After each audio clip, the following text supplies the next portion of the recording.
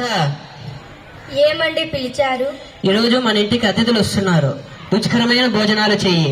మన తోటలోని రంగయ్యకు చెప్పి తియ్యటి మాడి పళ్ళు కోసుకొని రమ్మని చెప్తాను. నువ్వు వెళ్ళు. సరేనండి. రంగయ్య, రంగయ్య, ఏమైంది అయ్య గారు పిలిచారు? ఈరోజు మా ఇంటికి అతిథులు వస్తున్నారు. తోటలోని తియ్యటి మాడి పళ్ళు కోసుకొని ఇంటికి ఎత్తుకొనిరా. సరే అయ్య గారు. నువ్వు వెళ్ళు.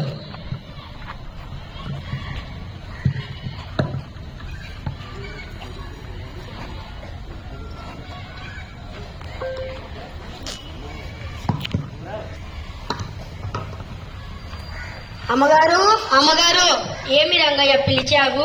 అయ్యగారు తోటలోని మామిడి పళ్ళు రుచికరమైనవి తీసుకురమ్మన్నారు. అక్కడ పెట్టు రంగయ్య. ఇక్కడ పెట్టాను చూడండి అమ్మగారు. సరే రంగయ్య, నువ్వు వెళ్ళు.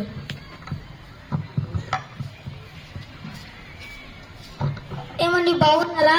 బాగున్నామండి. మీరు బాగున్నారా? బాగున్నాం. ఇంట్లో అందరూ బాగున్నారా?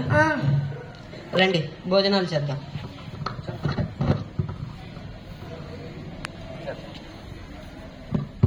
రాధా, భోజనాలు ఎత్తుకొనిరా.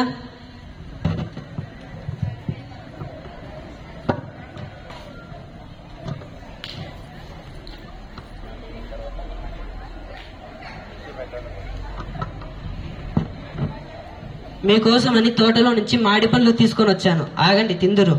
రాధా, మాడి పళ్ళు ఎత్తుకొనిరా.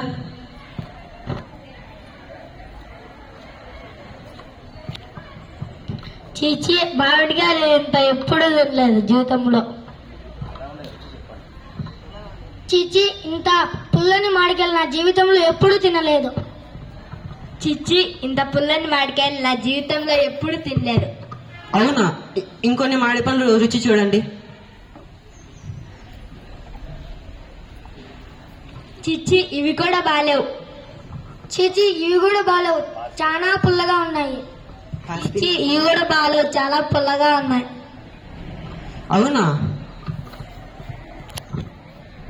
అయ్యయ్యో, ఈ రంగయ్య వల్ల నా పరువంతా వెళ్ళింది. ఈ రోజు రంగయ్యకి ఎలాగైనా బుద్ధి చెప్తాను.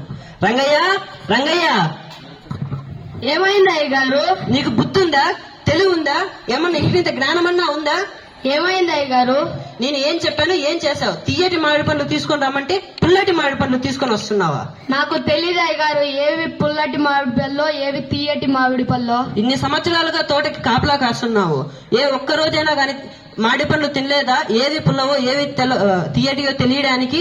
నేను మీ తోటకు కాపలా ఉన్నాను అంతే అయ్య గారు. నేను ఇంతవరకు ఒక్క రోజు కానీ ఒక్క మామిడి పండ్లు తెలియలేదు అయ్య గారు. ఏవి తీయటివో ఏవి పుల్లటివో తెలియదు అయ్య గారు. అవునా? అయ్యయ్యో, అనవసరంగా రంగయ్యని తిట్టాను. ఇంత నిజాయితీ పడిని అనవసరంగా తిట్టానే. ఎంత బాధపడింటాడో. వెళ్ళి అతన్ని క్షమాపణ అడుగుదాం. రంగయ్య, చెప్పండి అయ్య గారు. నన్ను క్షమించండి, అనవసరంగా నిన్ను తిట్టాను. ఏమీ బాధపడద్దు. ఏం పర్వాలేదు అయ్య గారు. నీకు నెలకి జీతం ఎంత ఇస్తున్నారు రంగయ్య? 5,000 ఇస్తున్నారు అయ్య గారు. అవునా రంగయ్య? అవును అయ్య గారు. నీకు 5,000 ఇస్తున్నాను కదా, నిన్ను తిట్టినందుకు ఏమీ బాధపడద్దు. అందుకు నా క్షమాపణ గాను నీకు ఇంకో 5,000 పెంచుతున్నాను. ఇప్పటి నుంచి 10,000 సంతోషంగా తీసుకో రంగయ్య. ధన్యవాదాలు అయ్య గారు.